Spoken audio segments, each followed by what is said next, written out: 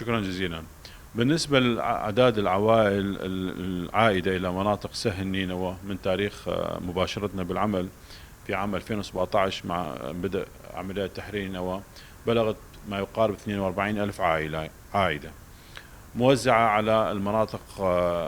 عندنا مركز قضاء الحمدانية والقرى التابعة لها 9815 عائلة، عندنا ناحية برطلة 12721 عائلة، عندنا ناحية بحشيقة 17873 عائلة، وأيضا عندنا ناحية النمرود 2789 عائلة. بالنسبة للمنح المالية المقدمة للعائدين من تاريخ البدء بتوزيع المنحة المالية تقريبا 10,000 عائلة استلمت على شكل وجبات من الوجبة الأولى إلى وجبة 18. طبعا هناك عدة تساؤلات في هذه المنطقة من العائدين أنه سبب الأعداد القليلة المشمولة بالعائدين، يعني هذا الموضوع يعود إلى قلة التخصيصات المالية يعني في الوزارة. يعني هناك كل وجبة تنصرف هي كوجبة كاملة من الوزارة ما يقارب من 2600 عائلة، حصة سهل نينوى وما يقارب 150 إلى 200 مرة تصل إلى 400 عائلة. في بعض الأحيان أكو وجبات سهل نينوى يعني أعلى وجبة من كل المحافظات العراقية مشمولة بالعودة.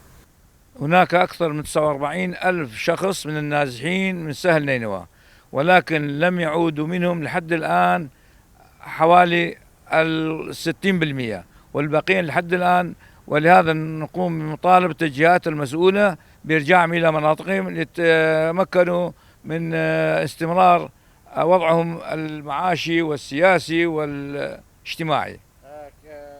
شلون تشوفون منطقة سهل نينوى؟ هل هناك تعايش سلمي بين المكونات؟ نعم، هناك تعايش سلمي على أحلى ما يرام، على أفضل ما يرام بين المكونات الموجودة من شبك ومسيحيين كرد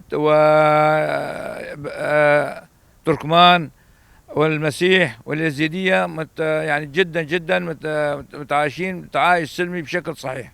ونطلب من العوائل العودة إلى ديارهم وإلى مناطقهم. كيف تقيمون حاليا الوضع في سهل نينوى أمنيا واقتصاديا والتعايش السلمي؟ أمنيا واقتصاديا جيد جدا، والتعايش السلمي الحمد لله. هناك الأخوة المسيحيين والشبك والكرد واليزيدية والكاكية كلهم في تعايش سلمي ومتواصلين مع بعض.